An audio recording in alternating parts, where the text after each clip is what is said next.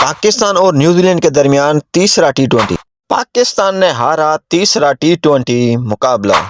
Finn Allen کی دھواں دھار بیٹنگ، یہاں پر دیکھیں پوری تفصیلات۔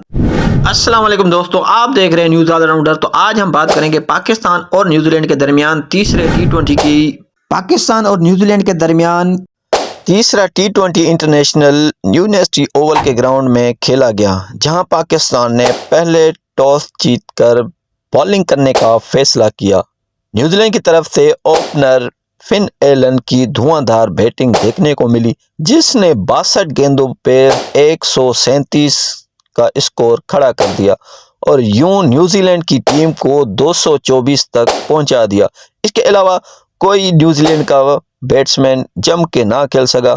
اگر ہم پاکستانی اننگ کی بات کریں تو پاکستانی اننگ ایک بار پھر لڑکھڑاتی نظر آئی، جہاں پاکستان کے کنگ بابر نے ایک بار پھر شاندار بیٹنگ کا مظاہرہ کرتے ہوئے مسلسل اس سیریز کی تیسری ہاف سینچری بنا ڈالی۔ بابر اعظم نے 37 گیندوں پر 58 رنز کی شاندار اننگ کھیل کر تیسری مسلسل نیوزی لینڈ میں 50 بنائی ہے۔ اگر ہم دونوں ٹیموں کے بولرز کی بات کریں تو پاکستانی ٹیم کے بولرز نے حارث رؤف نے 2 وکٹیں حاصل کی، انہوں نے 60 رنز کے عوض 2 وکٹیں حاصل کی۔